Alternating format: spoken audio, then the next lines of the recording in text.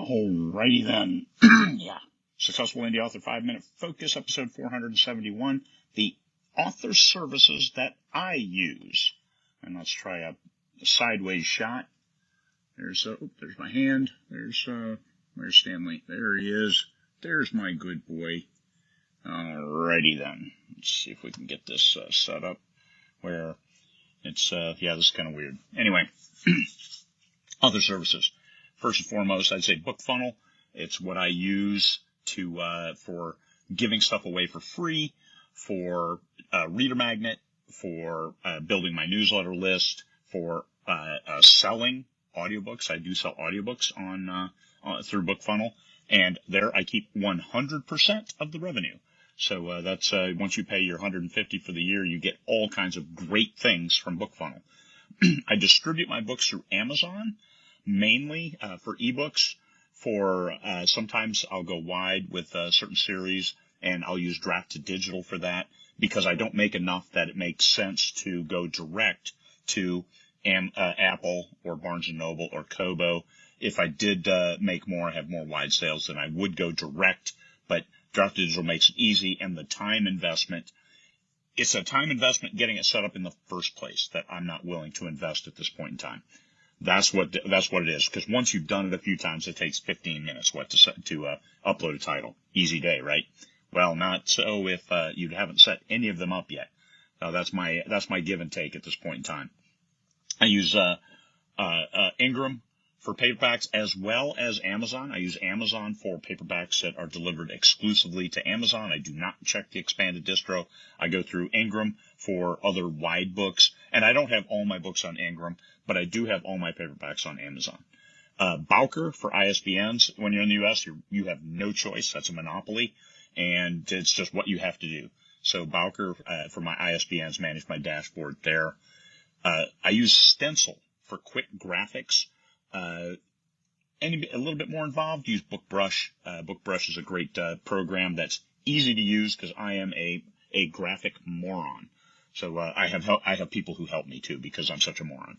DepositPhoto, what a great thing. You just wait for it to be on sale. $39 for 100 photos, and that's once or twice a year they'll run that special. So you buy 100, 200, you stockpile them. It's forever. You get to keep them. And then you download them and just draw down your kitty that you have. Great photos, almost any topic, millions of photos. BookReport. I use that to track. I know the new KDP beta works fairly well, but I've just had BookReport forever, so that's what I use. Now, if I was just starting, I'd use ReaderLinks, which is now, I think, called Author Services or something like that. It's got a new name. But it's involved. I have so many titles that I can't put them all up on there because it's involved, because it includes your ads and other things like that. But that is a great example of something to help you manage the dashboard. I love dashboards because looking at raw data is brain consuming. I try to use my brain time for writing books. So the brain part, let's look at the dashboard and see those numbers that matter. I have a PC. I've always been a PC guy, so I use Atticus for formatting, and it's great because I can now format. Previously, I just uploaded directly from Word, or I paid somebody to format for me. However, when you do that, if you have one typo, now you have to go back to the person who formatted it and say, "Mother, may I? Hey, can you fix this one typo and give it back to me?" That's a huge pain, and I'm not a fan of that. So I would upload directly out of Word. But now with Atticus, I can make it look a little more sexy. My website, Mod Farm Design, is the one who handles my website. They take care of everything. It's a great service. It's a great website.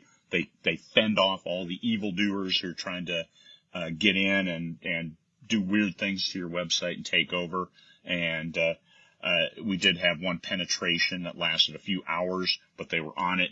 They kicked all those people away and reconfigured the links. It was redirecting to like a Viagra site off my site. Not cool. All right. I use Mod Farm Design, their embedded mail server, which actually is $25 a month is all, as opposed to SendFox, which is a one-time fee, or MailChimp, which is a monthly fee and huge monthly fee. So that's why I don't use MailChimp anymore. SendFox, deliverability issues. At first they were fine. Now they restrict me. They close the pipe. So I've got 15,000 on my list, and they never send to more than about 6,500. So that doesn't work for me. So I'm adjusting over and using just Mod Farm Design's internal email system, $25 for unlimited each month. I can deal with that. That's easy. I use Excel for all my business tracking, but I am an Excel power user.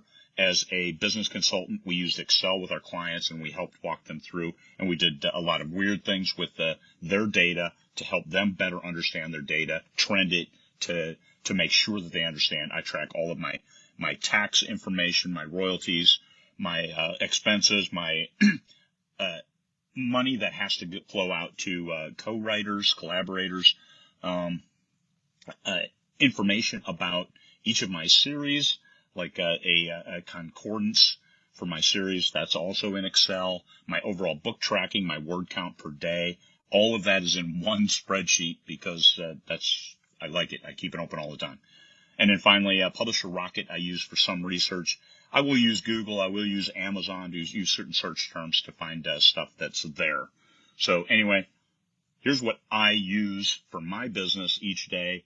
And this isn't a plug for those companies, but I get asked a lot, what do you use? Here's what I use. So there you are. All right. Peace, fellow humans.